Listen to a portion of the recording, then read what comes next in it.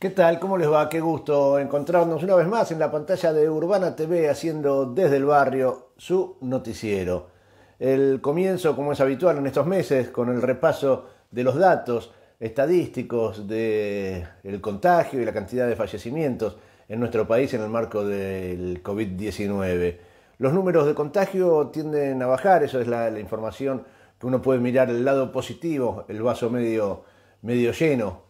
Cómo están bajando los contagios en la ciudad de Buenos Aires, en el AMBA, pero bueno, crecen exponencialmente en el país. Por eso el número ayer de casos anunciados en toda la República Argentina fue de 12.027.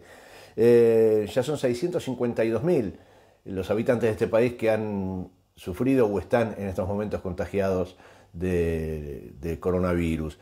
Hubo 470 muertes en el día de ayer. 470 es el número de víctimas fatales que se informó, un número altísimo, el más alto desde que comenzó la pandemia, y ya lamentamos 13.952 fallecimientos desde el inicio. Les decía que en el interior del país, en las provincias, es donde ha empezado a crecer notablemente. En Santa Fe, ayer, por ejemplo, se anunciaron 1.592 nuevos casos, el día de mayor cantidad de casos en esa provincia. Ya son 29.000 los santafesinos y santafesinas contagiados. Córdoba también llegó a una cifra máxima, 1.152 casos en el día de ayer. Tucumán, 721 casos. Empieza a expandirse esto que decía con tanta claridad el ministro de Salud de la provincia de Buenos Aires, Daniel Goyán, que decía, bueno, es como una mancha, ¿no? Una mancha de aceite, empieza a expandirse, empezó en la ciudad de Buenos Aires, se va expandiendo, Gran Buenos Aires, y después empieza a bajar. Es lo que está pasando en la ciudad de Buenos Aires, donde la cantidad de contagios aparentemente comienza a reducir. El día de ayer se informaron 919 contagios. Veníamos de semanas de 1.300, entre 1.100 y 1.300.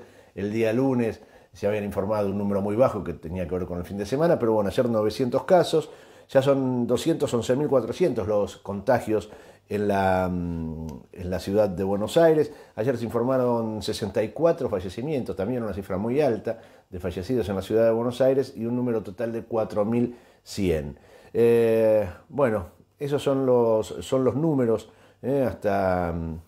hasta el momento de contagios. En el medio de esta situación se siguen generando aperturas. En la ciudad de Buenos Aires, dicen los expertos, no se estaría verificando en los datos, ha bajado mucho la ocupación de camas de terapia intensiva. Bueno, ojalá sea así, pero la verdad que uno no hace más que alarmarse, angustiarse, cargarse de bronca y de dolor con estas cifras.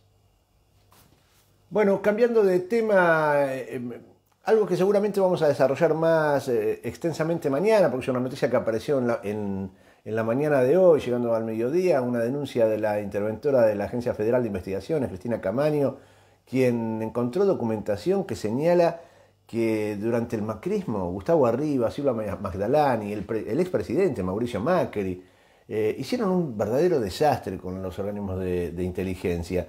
Hoy lo que trascendió, la documentación que se encontró, son pruebas de espionaje hacia los familiares de las víctimas del submarino Ara San Juan. Una cosa realmente de locos. Hay material probatorio fotográfico, seguimiento, seguían a los familiares de las víctimas. La verdad, todo esto sin que hubiese autorización judicial. Es un horror lo que hizo Macri. Un horror lo que hicieron con los servicios de inteligencia. Un horror. Bueno, mañana vamos a ampliarlo seguramente, tendremos más detalle. Nos agarró muy sobre el momento de grabar el noticiero.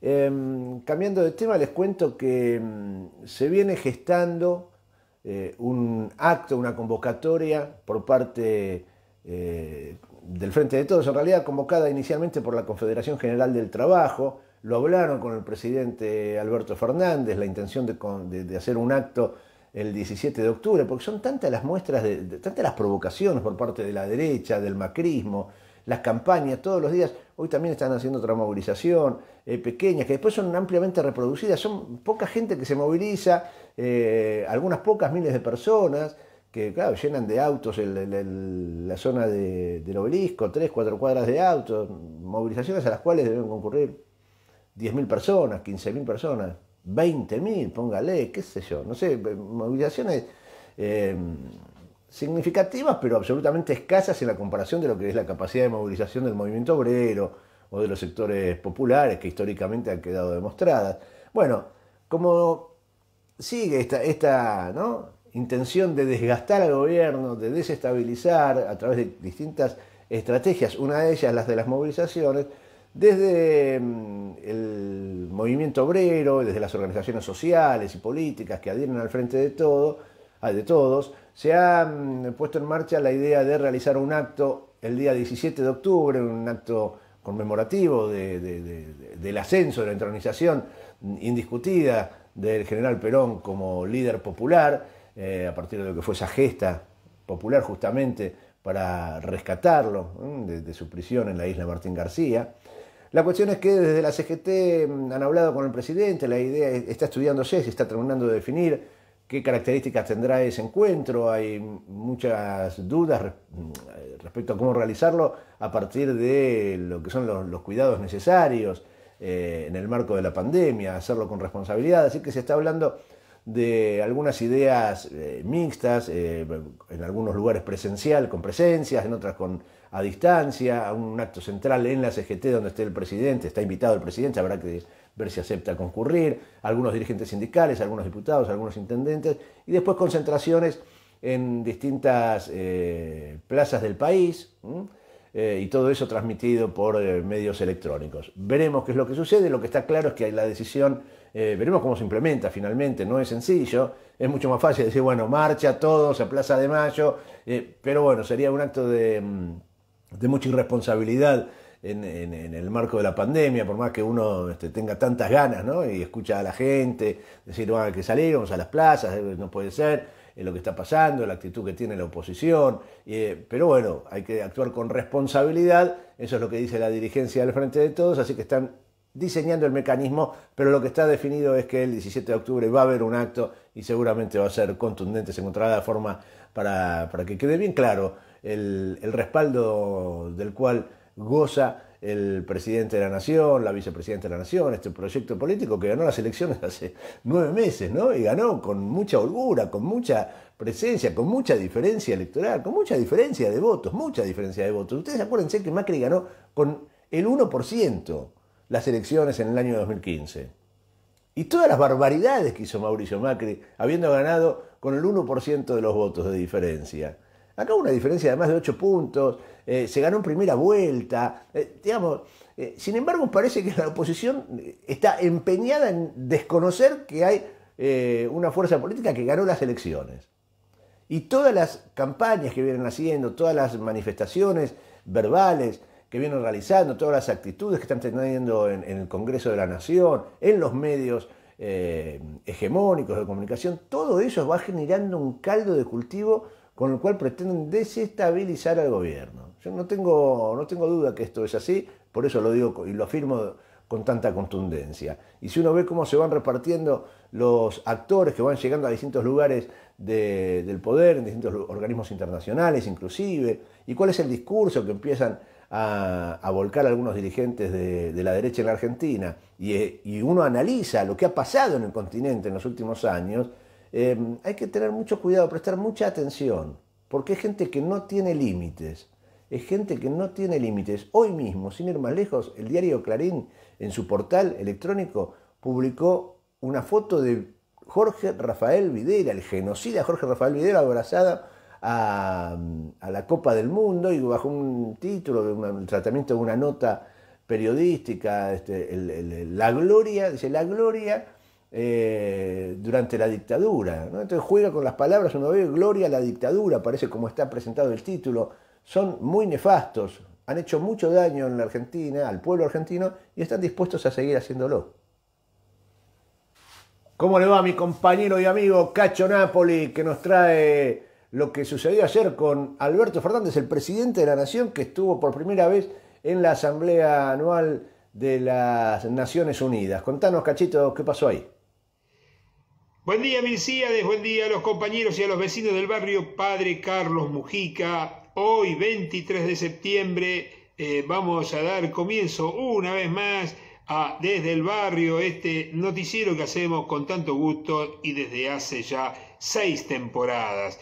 Milcíades, hoy, 23 de septiembre, estamos recordando algunas efemérides que vamos a transitar a lo largo de este programa, que tienen que ver con hitos fundamentales en la historia argentina. Pero ayer, el presidente de la Nación, Alberto Fernández, hizo su primer discurso ante las Naciones Unidas, por supuesto que no fue en el recinto de Nueva York, Estados Unidos, sino que fue de manera virtual. Quiere decir que lo hizo desde la Quinta de Olivos, como lo hicieron todos los presidentes por esta situación de pandemia que azota a toda la humanidad. A diferencia de otros discursos, el presidente habló fundamentalmente de esta situación que produjo la pandemia, de esta situación. No se sale solo, se sale de manera en conjunto, con el aporte de los estados, con la ayuda de los estados. incentivados también por la mirada de los particulares, de los privados, pero fundamentalmente el acuerdo y la mirada de los estados sobre la salud, sobre la educación, sobre el trabajo, sobre la producción, sobre el medio ambiente, a cual se refirió Alberto Fernández. Se diferenció bastante del discurso que los precedieron de Donald Trump y de Bolsonaro, que hablaron de enemigos externos, discursos belicosos, discursos de otras épocas. Pareciera ser que para algunos mandatarios lo que está aconteciendo en el mundo o no lo ven o son parte de ese problema. Yo me inclino más por esta segunda mirada. También Alberto Fernández se reconoció, como lo hiciera hace 15 años atrás Néstor Kirchner, se reconoció como hijos de las madres y las abuelas de Plaza de Mayo, que como generación le corresponde.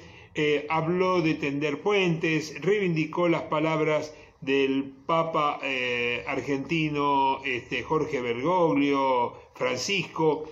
En fin, hay una serie de cuestiones que realmente puso en boca de Alberto Fernández las ideas de un verdadero estadista. Vamos a escuchar entonces al presidente de la Nación hablando para las Naciones Unidas. Hoy vivimos una crisis sanitaria de dimensiones planetarias que nos invitan a un nuevo comienzo. El Papa Francisco nos interpela a todos, especialmente a los líderes reunidos en esta ocasión, a pensar en cómo salir mejores y no peores de esta crisis.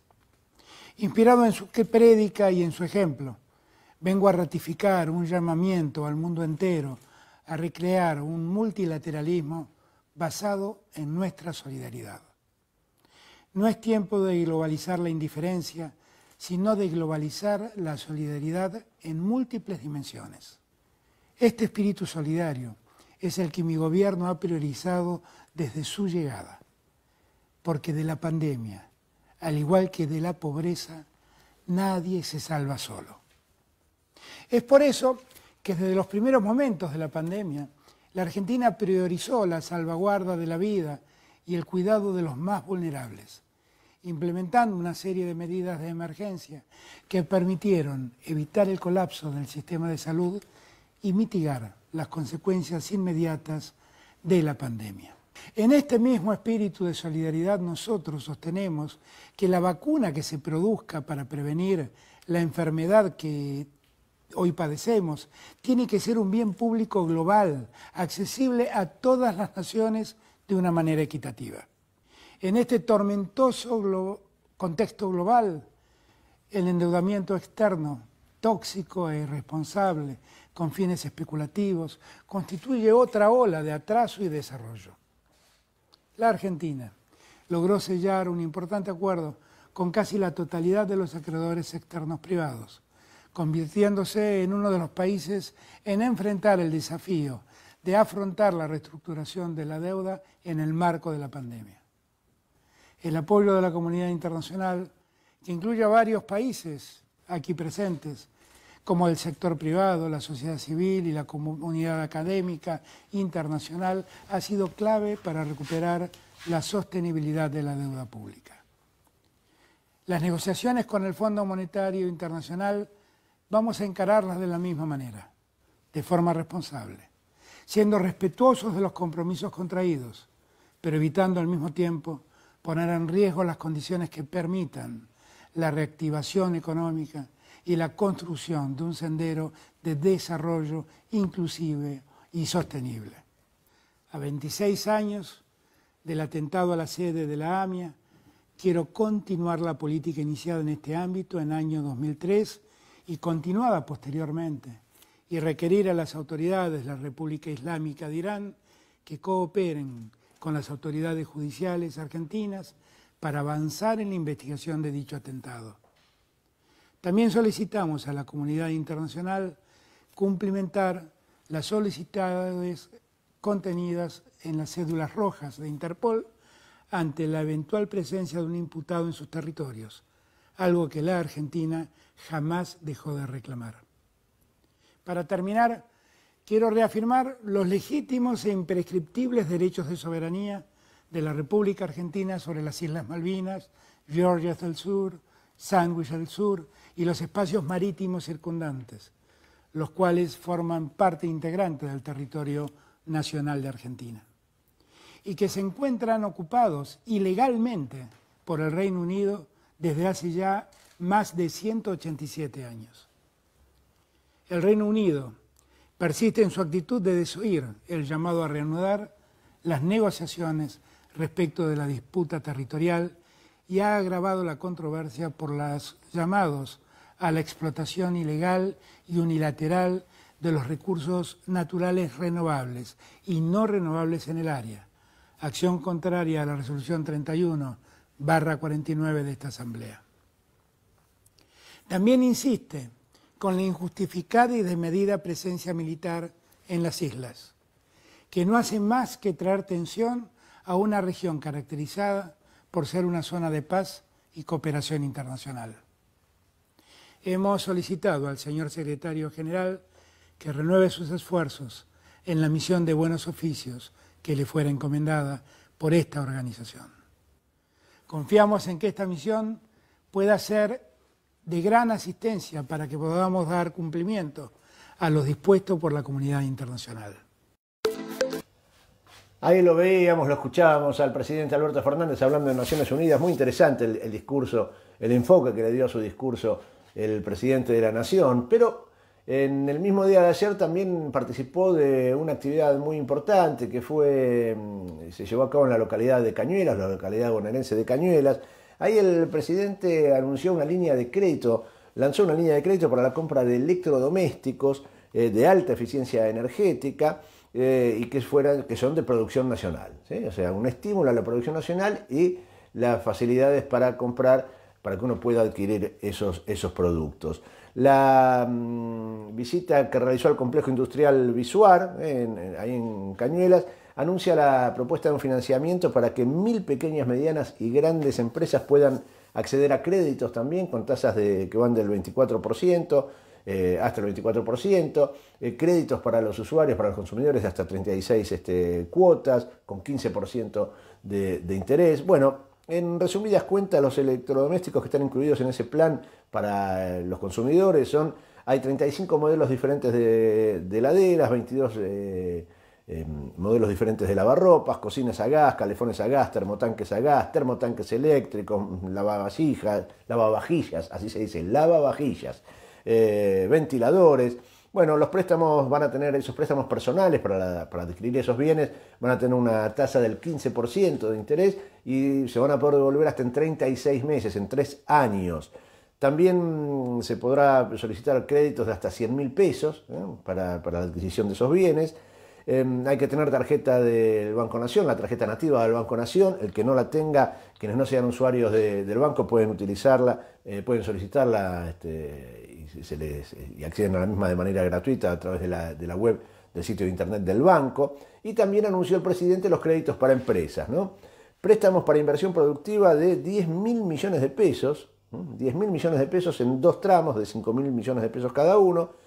También con una devolución de 36 meses, con 6 meses de gracia, una tasa de interés que va a ser del 22% para las pequeñas y medianas empresas y del 24% para las grandes empresas, va a contar con una bonificación del FONDEP, va a estar destinado a la industria manufacturera y va a priorizar el compra nacional. Dijo el presidente durante el acto, para que la producción se siga desarrollando necesitamos cuidar los dólares, los necesitan los que tienen que producir y dar trabajo.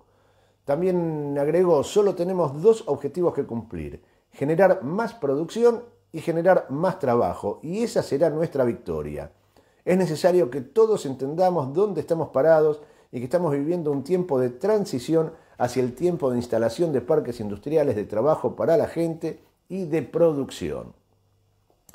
Muy importante este anuncio del presidente que vuelve a mostrar cuál es el rumbo que ha elegido el gobierno, qué es lo que se está intentando subsidiar, a dónde se están apuntando los créditos. Hay una acción muy proactiva del gobierno nacional con políticas públicas en este sentido para sostener lo que es una situación económica muy grave, muy grave, Y es muy grave porque ya Argentina era un desastre. O sea, el país que dejó Mauricio Macri, no hay que olvidarse, hay que tenerlo bien presente. Mauricio Macri dejó un país en ruinas, pero de verdad que dejó un país en ruinas. Y no se trata de llorar sobre la leche derramada, sino tener en claro desde dónde se partió y cómo en ese contexto, en ese marco, en esas circunstancias apareció la pandemia que golpeó a todo el mundo. Esta crisis mundial, esta pandemia, esta crisis sanitaria es la más grave en más de un siglo en el mundo. Pero la crisis económica que deviene a partir de lo que es la pandemia es de las más graves que ha sufrido el capitalismo, sin duda, en el último siglo. Bueno, Argentina llega a esta situación después de haber atravesado un gobierno nefasto. El de Mauricio Macri fue un gobierno nefasto, por donde lo mire usted. Los niveles de endeudamiento, de destrucción del aparato productivo, llegó al 50% la capacidad instalada industrial. Solamente el 50% se utilizaba durante el gobierno de Macri. Y quiero aclarar y recordar algo que tantas veces dijimos acá. Cuando asumió Mauricio Macri, el país era otro. El país estaba desendeudado. Y ellos mismos lo dijeron cuando salieron a pedir plata prestada afuera. Salieron con una carpetita abajo del brazo. Mauricio Macri, sus funcionarios, el mejor equipo de los últimos 50 años, como lo llamaban, y dijeron cuáles eran las condiciones en las cuales recibían el país. Y eran todos datos positivos, no había endeudamiento, había un desarrollo industrial pujante, había habido una cierta caída en la producción, pero con expectativas de crecimiento, en fin. Ese era el país que encontró Macri, con baja desocupación, con bajos niveles de pobreza. En 4 años los destrozó y ahí apareció la pandemia. Entonces, claro, ayer se conoció el dato, por ejemplo, de lo que es la caída del Producto Bruto Interno. 19,1% cayó el Producto Bruto Interno en la Argentina en el segundo trimestre, que justo coincidió con el momento de mayor dureza, de mayor profundidad del aislamiento social, preventivo y obligatorio. Marzo, abril, mayo fueron los 3 meses más, abril, mayo, junio, perdón, fueron los meses, el 20 de marzo comenzó el aislamiento, fueron los meses más duros, donde más se respetó, y eso impactó claramente en la parálisis de la producción. Bueno, el dato es que cayó 19,1% respecto del segundo trimestre del año anterior, que ya había sido malo. Imagínense ustedes, si con estos datos económicos, con esta situación económica, en el país que había construido Mauricio Macri, ese país desastroso, imagínense si el gobierno nacional no tuviese estas políticas activas. Imagínense un gobierno que no hubiera volcado miles y miles de millones de pesos para el ingreso familiar de emergencia. Imagínense un gobierno que no hubiera volcado miles y miles de millones de pesos para pagar el 50% de los salarios a los trabajadores en blanco. Imagínenselo por un momento. Miren, no es tan difícil de imaginar, porque en la ciudad de Buenos Aires, por ejemplo, Rodríguez Larreta no hizo nada de eso. Descansó en lo que hizo el gobierno nacional. O sea que está claro que el liberalismo, que Larreta, Macri, Carrió, Lustó, Santilli, Bullrich, todos ellos, no hubieran hecho ningún esfuerzo para contener las necesidades populares. Y esto sí que hubiera sido tremendamente dramático, mucho más dramático de lo que es hoy. Así que este anuncio de ayer del presidente es realmente importante y va en línea con otros anuncios que se vienen realizando casi cotidianamente, que muestran cuál es el rumbo y la decisión clara del gobierno nacional de cuáles son los sectores prioritarios. Son los sectores del trabajo, es contener esta situación de pobreza, es alimentar la producción industrial de las pequeñas y medianas empresas. Bueno, por ese camino seguramente que va a ser difícil, pero va a ser costoso, pero es el que hay que tomar, sin lugar a dudas. Vuelvo a Cacho Napoli, que nos trae una nota muy interesante. Bueno, ahora lo va a presentar Cacho. Presten atención a lo que cuenta Napoli y al video que va a compartir. Imperdible realmente, imperdible. Milcíades, hace unos años atrás salió un poco a la palestra internacional el diputado que en aquel momento estaba en Podemos, en España, y ahora se ha recostado más sobre la izquierda. Se llama Íñigo Errejón, que estuvo acá en el país en más de una oportunidad. Este joven político de 36 años ayer hizo un encendido discurso en el Congreso español y habló de ciertas cosas que vale la pena escucharlo, porque tiene que ver. Él hablaba de la realidad española, pero tiene que ver con la realidad argentina también. Esto del emprendimiento, de los emprendedores, ¿no? Esta cosa de los que confunden el emprendimiento con el emprendimiento privado. Confunden el tesón de los que trabajan todos los días con la libertad de empresa. Confunden lo que todos trabajamos desde los medios comunitarios, desde las cooperativas, que son emprendimientos, los emprendimientos estatales, los emprendimientos científicos, con el emprendimiento empresario, que tiene como única finalidad el lucro. De esto habló Íñigo Errejón. Es muy importante escucharlo porque el presidente también salió a hablar la otra vuelta de lo que significa esta cosa de la meritocracia, ¿no? La sociedad del mérito, que todo se hace y todo es. Cuando Alberto Fernández hablaba de las oportunidades, no eran lo mismo las oportunidades para uno que para otro. Entonces, en vez de hablar del mérito, tenemos que hablar de la sociedad de las oportunidades. ¿Quiénes son y los hombres y las mujeres que tienen igualdad de oportunidades ante la vida? No ante la ley o ante solamente o ante los derechos solamente, no. Oportunidad de crecer en la vida, oportunidad de desarrollarse en la vida. Entonces, no es lo mismo el que tiene que empezar de muy abajo como el que empieza de escalones medios como aquel otro que empieza de muy arriba. No es lo mismo administrar una empresa heredada que crear una empresa. No es lo mismo trabajar 12 horas por día y después tomarse un tren para viajar 20 kilómetros para ir a estudiar a la universidad, de aquel chico que va a la universidad privada sin ningún problema en el Audi del papá o así sea en el colectivo a 10 cuadras de su casa. No es lo mismo. No quiere decir que una cosa se pueda hacer y la otra no. No, pero convengamos que no es lo mismo. Es mucho más probable que aquel que viene después de 12 horas de trabajar, aquel que viene después de viajar kilómetros y kilómetros para estudiar en una facultad pública, abandone que el otro. Es más probable, por eso son las deserciones. Por eso los planes de desarrollo, por eso los planes estatales. Y en esto avanza Íñigo Errejón.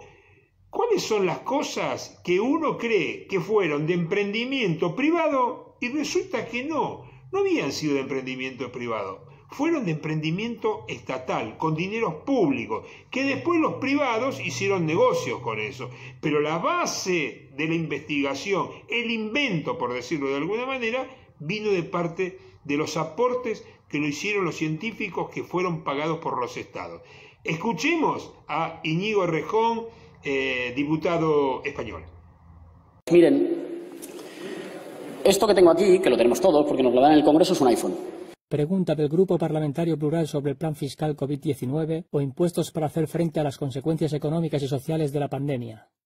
Y muchas veces esto se pone como el ejemplo de emprendedurismo, ¿no? Steve Jobs en un garaje que lo empezó y que resulta que fue capaz de llegar adelante un negocio privado en condiciones muy difíciles casi por su mérito individual.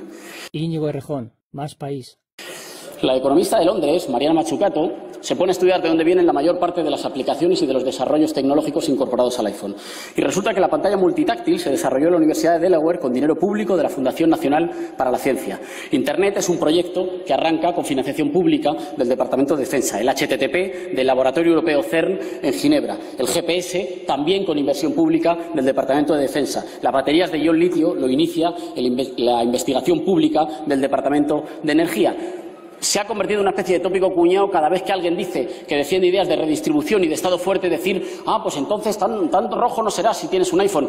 Cuando yo miro un iPhone, en realidad lo que veo es la perfecta demostración de que la única posibilidad de tener un desarrollo industrial es con un rol central de un Estado emprendedor del que luego se aprovechan y con el que luego colaboran muchas empresas privadas. Ustedes me dirán, seguramente he intentado agrupar las tres cosas que se dicen más. Uno, que esto es propio de repúblicas bananeras. Dinamarca acaba de proponer poner en marcha un impuesto a las grandes fortunas para financiar las pensiones. Portugal, un impuesto solidario a la banca. Y el FMI y la OCDE recomiendan a España subir los impuestos a quienes más tienen. Ustedes dirán que las empresas se van, pero si fuera así, resulta que Somalia sería un paraíso empresarial y los países nórdicos serían un desierto empresarial, cuando en realidad es exactamente al contrario. Y ustedes dirán que el dinero está mejor en el bolsillo del ciudadano. Pero en esta crisis hemos comprobado que cuando vienen mal dadas uno no se saca del bolsillo una UCI, uno no se saca del bolsillo unos rastreadores, sino que hace falta que haya servicios públicos, que hace falta que haya un Estado fuerte y un Estado responsable que cuide. De los señores de las bancadas de la derecha me imagino el voto, porque cada vez que están llamados en un trance a elegir entre la patria y el patrimonio, debe terminar, por favor. Acabo ya, señor presidente, eligen siempre entre la patria y el patrimonio, eligen el patrimonio. De los grupos progresistas que permitieron la investidura, sé que van a adelantar un voto positivo, se lo agradezco y les agradezco compartir un rumbo que tiene que ser necesariamente el rumbo para un Estado fuerte, que prometa y que facilite la industrialización y la protección social. El problema no es la polarización política, es la polarización social, el miedo, la incertidumbre y la ansiedad entre los de abajo. Y a las expectativas puestas en el Gobierno progresista no se les puede defraudar. Ustedes van a pagar el mismo precio por ser valientes que por no serlo. No desaprovechemos la oportunidad. Muchas gracias. Qué interesante, ¿no? Qué interesante realmente la postura, el planteo de Íñigo de Errejón. Qué claridad para contarlo. Hablábamos días atrás de uno de los tantos negociados de Macri. Han hecho barbaridades realmente. El tema de la venta de tierras públicas. Venta de tierras públicas a sus familiares, a sus amigos. Eso fue lo que hizo Macri. Bueno, la Oficina Anticorrupción presentó una nueva denuncia por el tema de la venta de tierras estatales a privados, amigos del expresidente Macri, en las cuales detectó un perjuicio para el Estado Nacional de 74 millones de dólares. En esta denuncia, este bloque de denuncias, estas tierras que la Oficina Anticorrupción detectó y presentó en denuncia ante la justicia, encontró un perjuicio de 74 millones de dólares para todos nosotros y nosotras. La denuncia recayó en el fiscal Gerardo Policita, que se declaró incompetente. Claro, ¿sabe por qué se declaró incompetente? Porque hay otra denuncia similar, dice que fue presentada por otras organizaciones, movimientos sociales, la CTA, por la venta de 73 propiedades del Estado a través de decretos, cuando lo que se precisaba para venderlos eran leyes. De ese modo hay que sumarle esta nueva denuncia a la Oficina Anticorrupción, a esto que antes presentaron las organizaciones sociales. Además se habían denunciado la entrega de 17 terrenos a la ciudad de Buenos Aires, entre ellos los terrenos que nosotros venimos señalando en la Villa 31, ahí donde está Coto, se le regaló a la ciudad de Buenos Aires, se transfirió. Ahí donde los vecinos y vecinas de la Villa 31 quieren construir un hospital. Bueno, ahora están esos terrenos en revisión, los tiene el Estado Nacional. Hubo un decreto del presidente que pidió que esos 17 terrenos fueran revisadas las concesiones. Hay que ver qué sucede con eso, si no vuelven a manos del Estado. Ojalá que sí. La cuestión es que en medio de tantas denuncias cruzadas, lo que puede suceder, por eso digo, el fiscal Policita se excusó de tomar la causa para investigarla, porque hay otras denuncias. Entonces, bueno, lo que puede pasar es que esto termine dilatándose, ¿no? Mientras discuten quién se hace cargo de las denuncias, que no avancen las causas. Félix Kraus es el funcionario que encabeza la Oficina Anticorrupción. El funcionario presentó la denuncia ante la justicia después de recibir un informe que realizó la Sindicatura General de la Nación y otro informe de la Unidad de Auditoría Interna de la Agencia de Bienes del Estado. Dos organismos de control que revisaron los papeles, los analizaron y dijeron: acá hubo un perjuicio muy grande para el Estado, fueron a la Oficina Anticorrupción y entonces presentaron la denuncia. Les cuento, 6 terrenos en la zona exclusiva de Catalinas, en Retiro, lo que está detrás del Hotel Sheraton, también, ¿no? O sea, zona de Catalinas, atrás del Hotel Sheraton, otros terrenos en Puerto Madero, 2 terrenos más en la ciudad de Buenos Aires, una estancia de 12.000 hectáreas en Córdoba.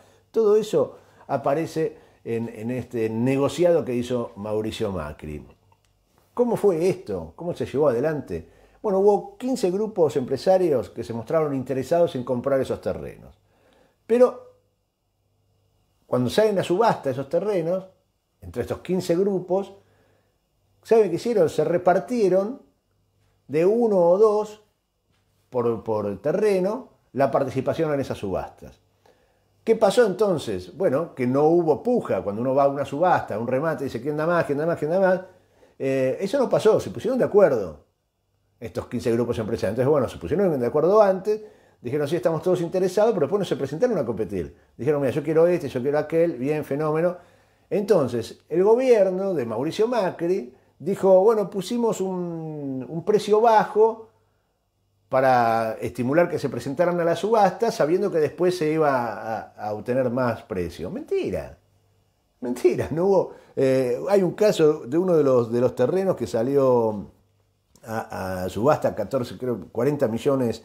Espere que por acá lo estoy buscando. 44 millones de dólares, y se vendió a 44 millones 100 mil dólares.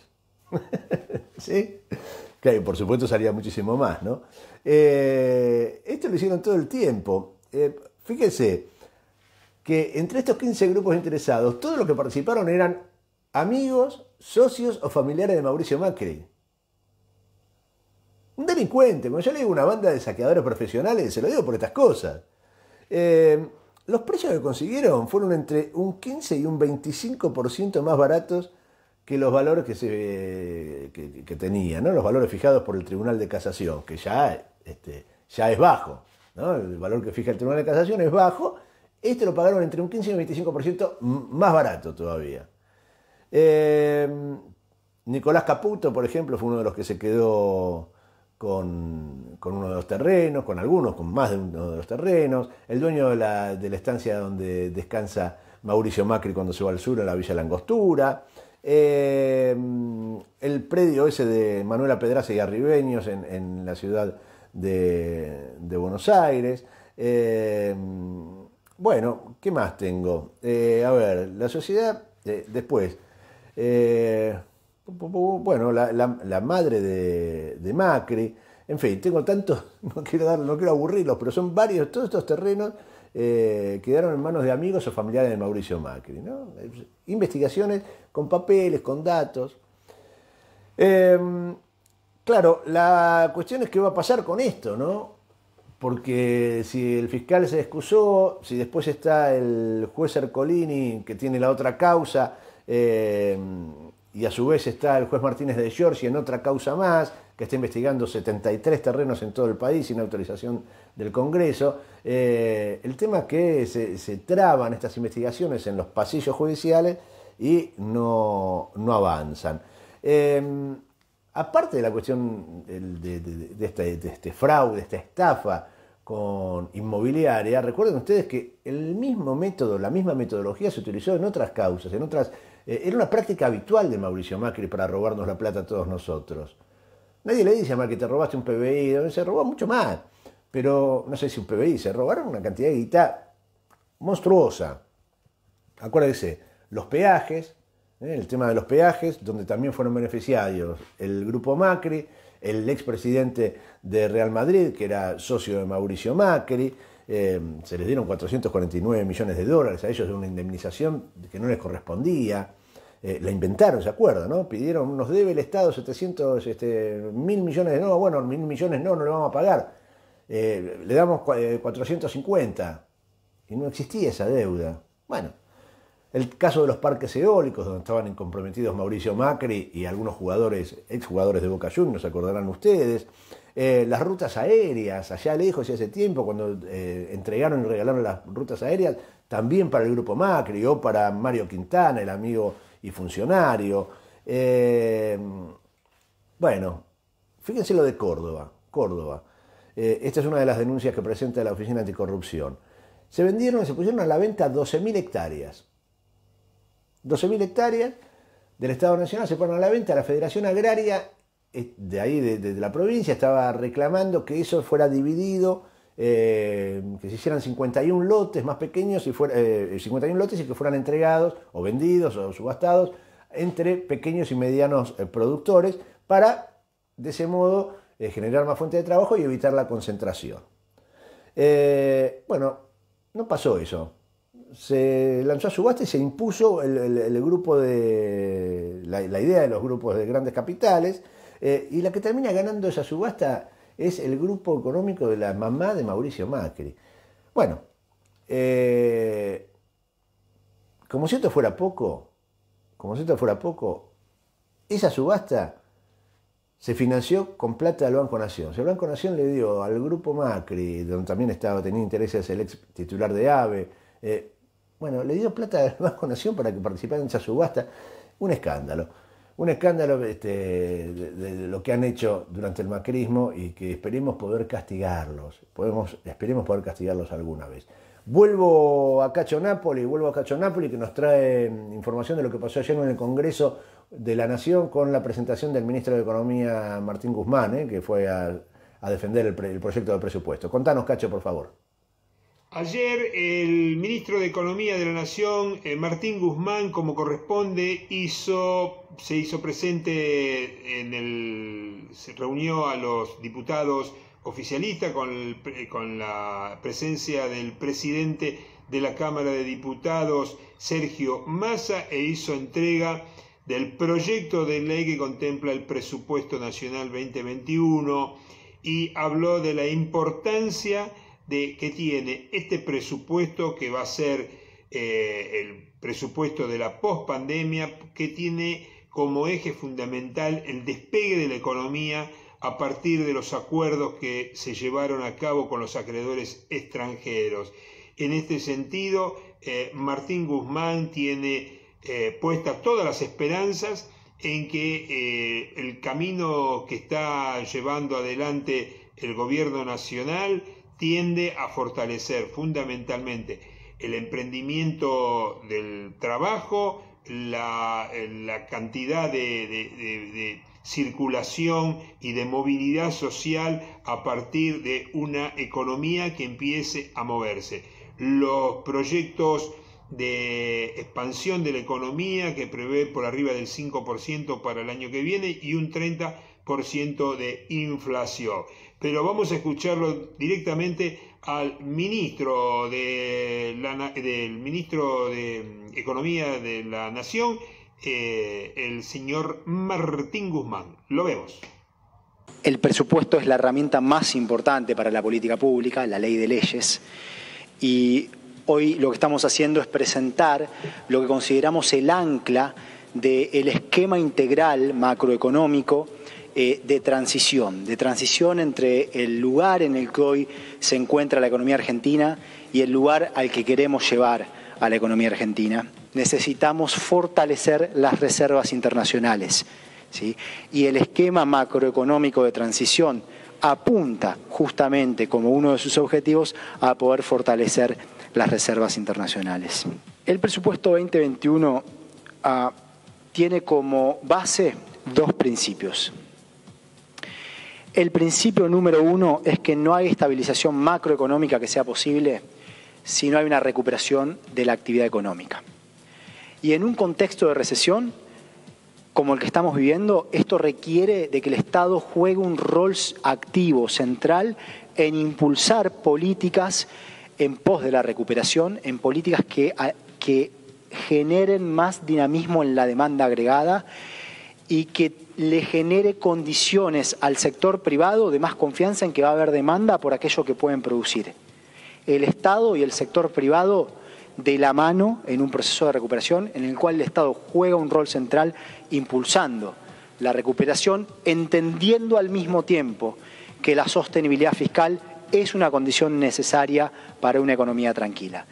El presupuesto apunta a un déficit fiscal primario de 4,5% del producto, que es un nivel que consideramos adecuado en el contexto de las restricciones que enfrentamos para apuntar a una recuperación sostenible de la actividad económica y del empleo, para fortalecer la inversión pública en áreas que consideramos estratégicas y que es compatible con transitar hacia un sendero de estabilidad, hacia un sendero en el cual el crecimiento se pueda sostener en el tiempo. Planteamos aquí 6 pilares que son los de infraestructura productiva y vivienda, innovación y desarrollo, salud pública, educación y conectividad, inclusión social activa y género y diversidad. El año 2021 será la primera vez en la historia del país en la que el presupuesto tenga perspectiva de género. Será así, el presupuesto contiene una metodología que permite visibilizar las acciones que realiza el gobierno para ir cerrando las brechas de desigualdad en la dimensión género. Y esto también se ve reflejado en los números, pasa de 436 millones en el año 2019 y 713 millones de pesos en el año 2020 a 6.205 millones de pesos en el año 2021. Discutir con seriedad, con responsabilidad y de una forma civilizada nos va a hacer bien, nos va a hacer bien como país. La grieta cuesta, la discusión incivilizada sobre la base de la grieta tiene un costo económico, tiene un costo para la vida de la gente, un costo en términos de ansiedad y todo lo que eso genera. Hace unos instantes les contaba, cuando hablábamos del escándalo, de la estafa, de la venta de terrenos a familiares, amigos, integrantes del grupo Macri, cómo nos han hecho perder plata, cómo nos han robado. Y decía al final, bueno, ojalá podamos avanzar en la investigación y que todos estos paguen en algún momento. Pero claro, el partido judicial o el poder judicial tiene muchísimos componentes que han sido cómplices de todo el robo que llevó adelante el macrismo en distintos órdenes. El famoso lawfare, esta combinación de acciones entre el poder político, el poder mediático y el poder judicial, que derivó en la persecución a dirigentes políticos del peronismo, a Cristina, bueno, que terminó con montones de dirigentes encarcelados, con causas inventadas y agitadas desde los medios de comunicación. Hablábamos hoy temprano también de esta movilización que se está preparando desde la Confederación General del Trabajo para decir, bueno, muchachos, paren de salir a hacer operaciones todo el tiempo. Y no aflojan los tipos. El poder hegemónico no afloja. En las últimas horas de ayer, el representante que tiene el Grupo Clarín en la Corte Suprema de Justicia de la Nación, que es quien la preside además, Carlos Rosenkrantz, el presidente de la Corte Suprema de Justicia de la Nación, era el abogado del Grupo Clarín. ¿Se acuerdan ustedes, no? Uno entre tantas cosas se va olvidando. Carlos Rosenkrantz era el abogado del Grupo Clarín. Está puesto ahí para defender los intereses del Grupo Clarín. Claro, no está solo. Hay todo un entramado cuando yo les hablo del partido judicial, al servicio de los intereses de la derecha, de los grupos oligárquicos en la Argentina. El tema es que algunos de esos representantes fueron puestos en lugares que no tenían que estar si no pasaban por la aprobación del Congreso. Concretamente el caso de los jueces Bruglia, Bertuzzi, Castelli, que fueron designados por Mauricio Macri a dedo para ocupar lugares para los cuales no los habían elegido. En el Congreso de la Nación les había votado sus nominaciones para ocuparse de determinados juzgados. Después vino Macri y dijo, no, acá no, vengan acá. Bueno, eso no se puede hacer. Eso no es ilegal, es inconstitucional, no puede suceder. Claro que cuando Mauricio Macri hizo lo que hizo, fue para que estos jueces formaran parte del entramado de persecución al gobierno de Cristina Fernández de Kirchner. Entonces uno de ellos, por ejemplo, avaló una investigación, una parte de la investigación de las fotocopias de los cuadernos, que nunca existieron, que después aparecieron quemados, y que después eran fotocopias, que después ni siquiera eran fotocopias, estaban material escaneado de una fotocopia. Bueno, y ese juez fue y dijo, sí, no, fenómeno. ¿Qué sucedió? Finalmente, con el cambio de gobierno, el Consejo de la Magistratura, los representantes en el Consejo de la Magistratura, que son parlamentarios, pero donde también participan jueces, en fin, todos los sectores que conforman ese estamento de control y de designación de jueces, dijeron, no, miren, vuelvan a los juzgados que le corresponden. Ese lugar a donde están, la cámara a la que están, no pueden estar ahí. No les corresponde, nadie les aprobó los pliegos para estar ahí.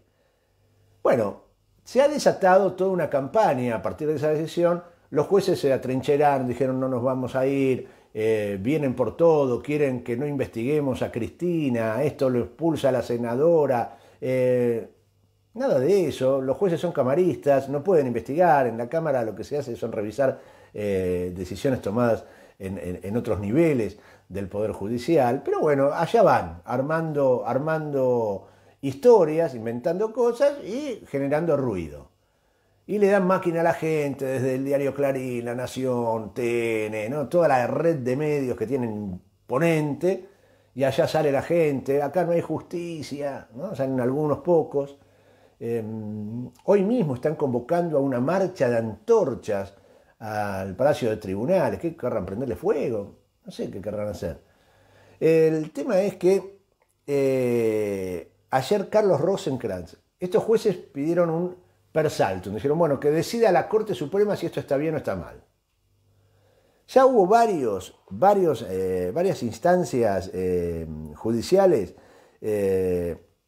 Casación, Tribunal de Casación, el Senado de la Nación, el Consejo de la Magistratura, el Poder Ejecutivo, una jueza en lo contencioso administrativo. Esas 5 instancias le dijeron a los jueces que no pueden estar donde están, tienen que volver a sus juzgados. Bueno, ¿qué hicieron? Ellos fueron en per saltum que quieren pasar todas las instancias y que decida la Corte Suprema de Justicia de la Nación. En la Corte Suprema de Justicia no le estaban dando mucha bolilla la mayoría de los miembros. Ayer el presidente de la Corte Suprema, Carlos Rosenkrantz, reunión, todos los días martes se reúne la Corte Suprema vía Zoom y dijo, bueno, la semana que viene tratamos el tema puso en agenda el tratamiento del tema de estos jueces y lo va a llevar a votación y demás. No es ingenuo, no es porque sí, viene acompañado de toda una campaña de desestabilización que yo les vengo señalando desde hace muchos días atrás. Hoy se ve muy fuerte, les contaba hace un rato lo que fue esa imagen horrible que pone el diario Clarín en su portal de Jorge Rafael Videla, el genocida Videla, besando la Copa del Mundo. Dice la gloria en la dictadura, pues dice gloria deportiva en la dictadura, pero uno lee gloria a la dictadura. El día domingo, el fin de semana, ya no recuerdo, también el diario Clarín publicó una página entera con una cacerola, con el título Cacerola, decía, todo puede cambiar en un día. A eso está lanzado el Grupo Clarín. A eso está lanzado el Grupo Clarín, por eso hay que estar tan atentos, observando y tener bien en claro que los intereses del Grupo Clarín, los intereses de la derecha, los intereses de Mauricio Macri, son contrarios a los intereses del pueblo argentino y de la nación argentina. Así que a prestar particular cuidado y particular atención a cada uno de los movimientos que hacen estos personajes tan tristes de nuestra historia. Nos vamos al hemisferio norte, nos vamos a Estados Unidos. Ayer superó las 200.000 muertes por COVID-19 Estados Unidos. 200.182 estadounidenses, 6.860.000 personas infectadas. Cifra impactante. Falta poco, falta un mes y medio para las elecciones en Estados Unidos. Ayer Donald Trump habló en las Naciones Unidas, hace un rato lo escuchábamos al presidente Alberto Fernández. El discurso de Trump ayer en Naciones Unidas fue increíble. pegándole a los chinos, dice el virus chino, un nivel de agresividad, de no hacerse cargo, hablando maravillas de lo bien que habían hecho las cosas ellos en Estados Unidos para enfrentar la pandemia. Claro, Trump viene corriendo de atrás en las encuestas. Joe Biden es el candidato demócrata a la presidencia y hasta el día de hoy viene con alguna diferencia favorable en las encuestas y Trump viene apretando y tratando de descontar esa diferencia. Lanzamos la movilización más agresiva desde la Segunda Guerra Mundial, dijo Donald Trump ayer en Naciones Unidas hablando de cómo habían enfrentado al virus. Cara dura, ¿no es cierto? Mantuvo oculto durante varios días, le habían recomendado que repartieran tapabocas, mascarillas, no lo hizo. Dijo también Trump, distribuiremos una vacuna y derrotaremos al virus, pondremos fin a la pandemia y entraremos en una nueva era de prosperidad, cooperación y paz sin precedentes.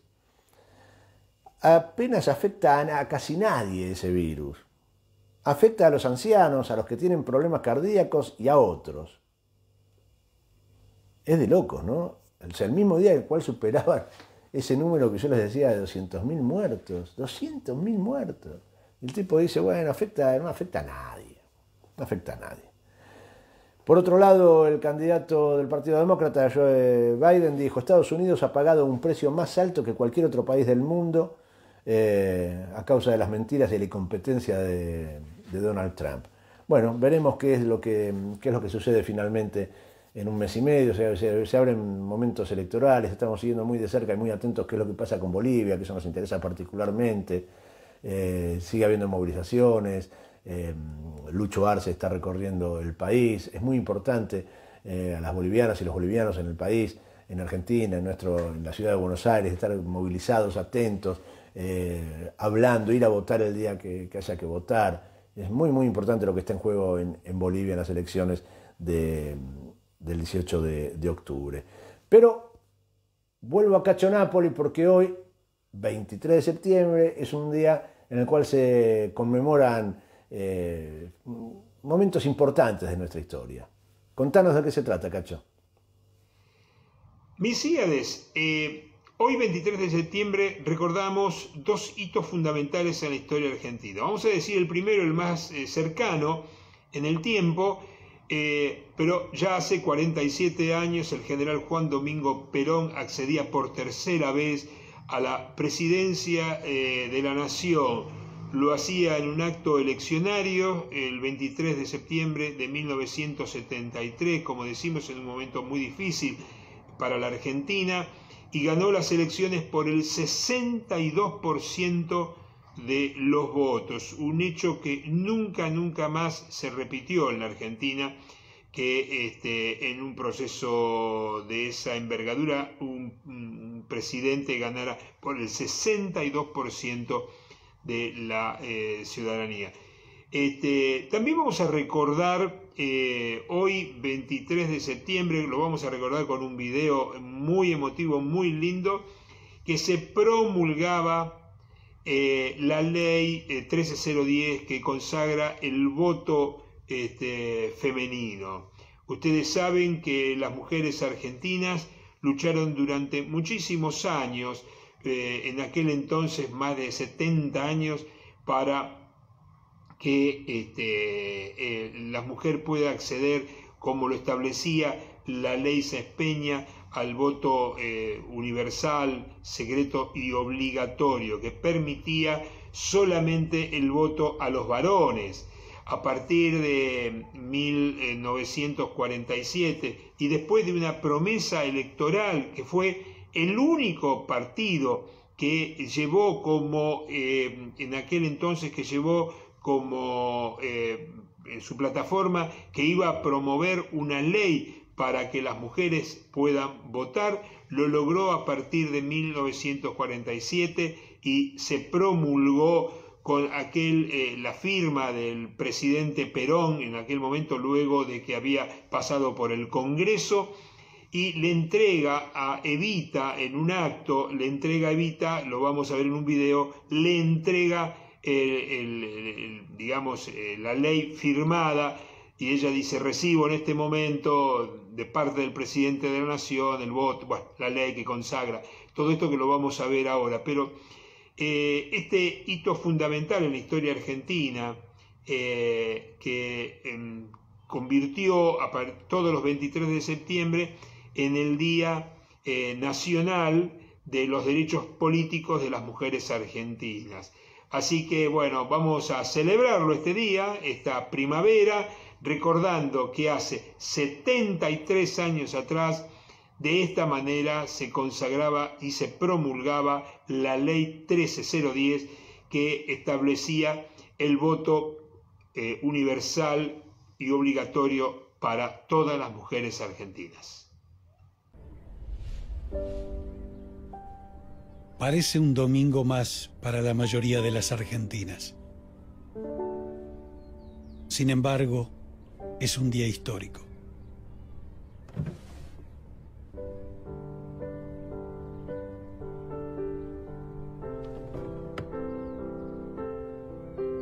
Por primera vez, cientos de miles de mujeres de todo el país saldrán a la calle para ejercer un derecho fundamental: el derecho a elegir.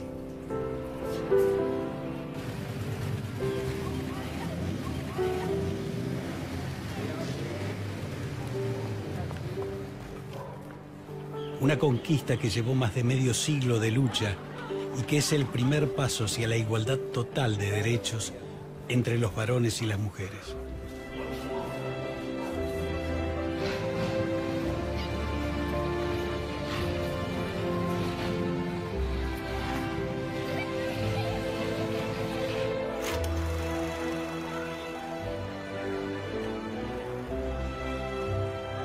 En todo el territorio se vive un clima de fiesta.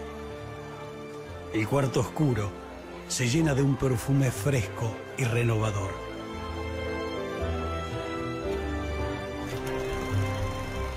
En 1932, el presidente Agustín Pedro Justo, un conservador elegido mediante el fraude electoral, se prepara para dar comienzo al periodo parlamentario. En su trayecto hacia el Congreso, una manifestación de mujeres lo intercepta a su paso. Súbitamente lanzan volantes, al mismo tiempo que demandan el derecho a votar, al igual que los hombres. El acto es encabezado por una de las organizaciones más numerosas, la Asociación Argentina del Sufragio. Los sectores más rancios de la política no son los únicos que dificultan la consecución de una ley de voto femenino. Otra amenaza, más próxima, se encuentra dentro del propio movimiento de mujeres. Un grupo de mujeres, muchas de ellas de clase alta, sostiene que el derecho a voto pertenece exclusivamente a aquellas que saben leer y escribir. Las socialistas critican duramente esa posición y se distancian así de los grupos conservadores y católicos. Mientras se suceden los debates, en la política argentina surge una figura clave. El 17 de octubre de 1945 marca un punto de giro para la historia argentina.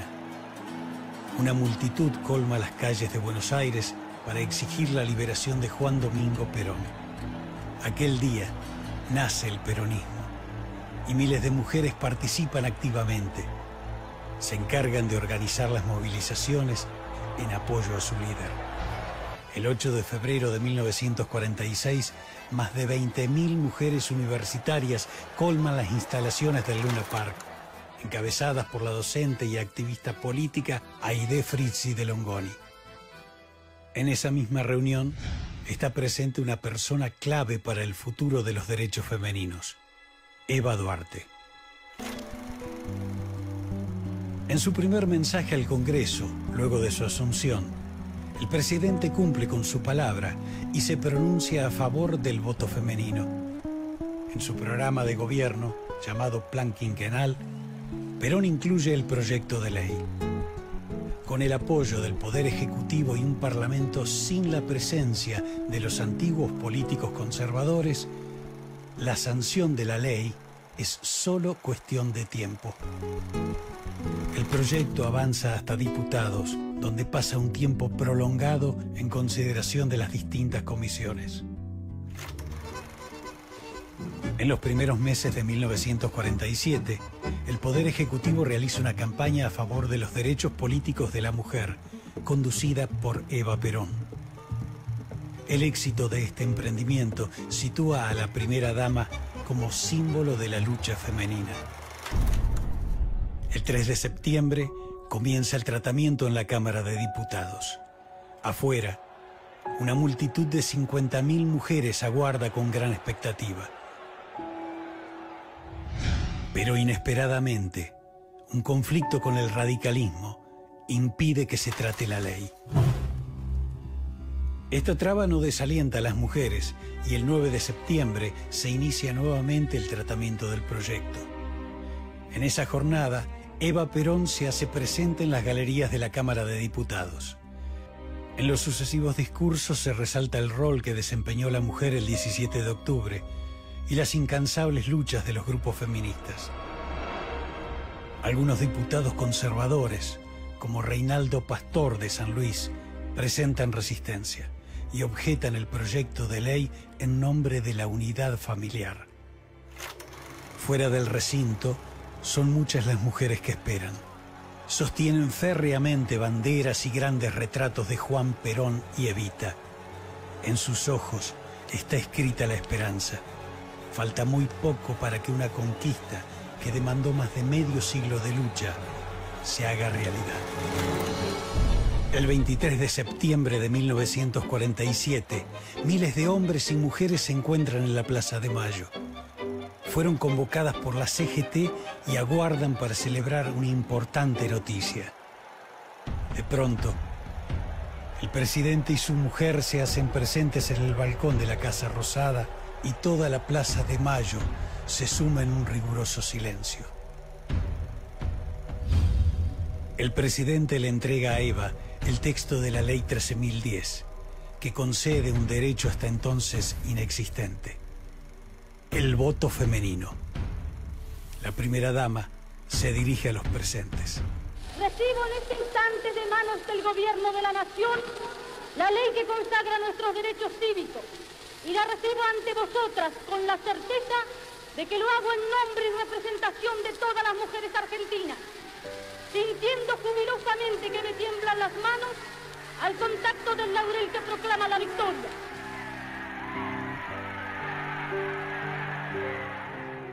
Esta victoria en materia de derechos civiles inauguró una etapa de nuevas conquistas. Les dio fortaleza para continuar con la lucha por alcanzar la igualdad en todos los niveles de la sociedad.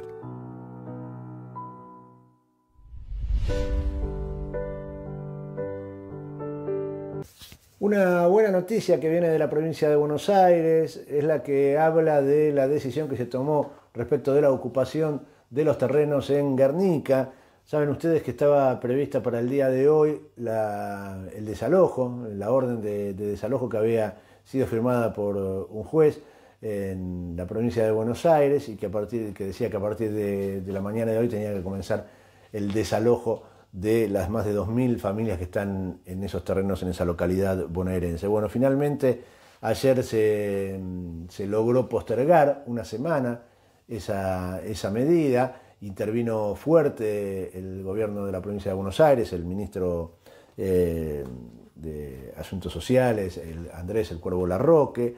Le pidieron al juez penal que postergara esa decisión y se conformó una mesa de articulación que está integrada por organismos provinciales, organismos sociales, organizaciones sociales, que están buscando una salida, una alternativa. Se está estudiando, entre otras cosas, la posibilidad de que el gobierno provincial avance en la compra de algún sector, de algunos terrenos, alguna parte de ese terreno, a través de un fideicomiso, que los pueda lotear y dar algunas líneas de crédito para dar alguna situación habitacional a estas. Son 2.500 familias. La situación es realmente muy preocupante. Así que bueno, lo importante es que se logró frenar esto, que iba a terminar indudablemente en escenas de violencia, indudablemente no iba a ser pacífica esa situación, ese desalojo. Así que bueno, la intervención de Larroque ha logrado frenar esto y ahora bueno, habrá que avanzar en comprar ese terreno, aunque sea una parte de ese terreno, luego subdividirlo en espacios, en lotes más pequeños, entre quienes estén ahí, veremos. Algunas familias también estarían aceptando una combinación, que es la de recibir una relocalización, un apoyo económico para relocalizarse en terrenos en distintos lugares de la provincia, veremos. Pero el primer dato importante es que se frenó el desalojo y que se extiende y se abre esta instancia de negociación con la mesa de articulación. Así que bueno, saludamos esa situación. Y hablando de la tierra, hablando del derecho a la tierra y al trabajo, en el barrio Padre Carlos Mujica, en la jornada de hoy, estaba prevista una actividad por parte del gobierno de la ciudad, en la entrada, una de las entradas al barrio, en la zona de la feria, y hacia allí se movilizaron vecinas y vecinos con la organización La Dignidad, pidiendo techo y trabajo, una gran bandera, mucha gente movilizada, manteniendo el distanciamiento social, reclamándole a Horacio Rodríguez Larreta medidas que le resuelvan la cuestión de la vivienda y la cuestión laboral. Estas imágenes que estamos viendo son algunas de lo que estaba pasando ahí y este es uno de los testimonios que podemos compartir, que pudimos levantar en la movilización que nos envía la gente que estuvo ahí participando.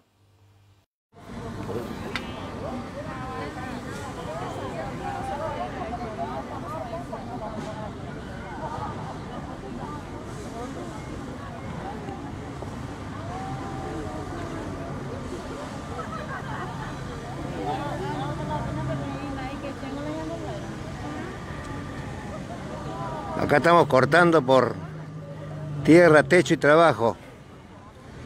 Los habitantes de la Vía 31.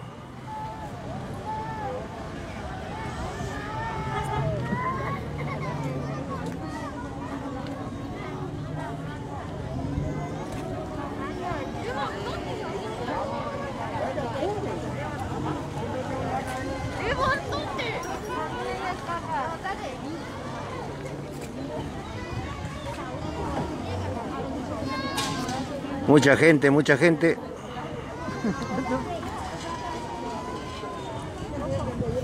Acá vamos a entrevistar a una persona del corte. Disculpe, señora, ¿le podemos hacer una consulta? ¿Por qué ese corte? Estamos pidiendo trabajo, seguridad, tierra y para que nos dé trabajo el gobierno, eso es lo que estamos pidiendo. Y que nos escuchen, por favor, que no se olviden de nosotros, porque siempre andamos haciendo esto, lo que estamos viendo ahora, y es cada vez y no nos escuchan, y por favor queremos trabajo, tierra y seguridad acá en la ciudad. Perdón, ¿y cómo va el tema de la urbanización?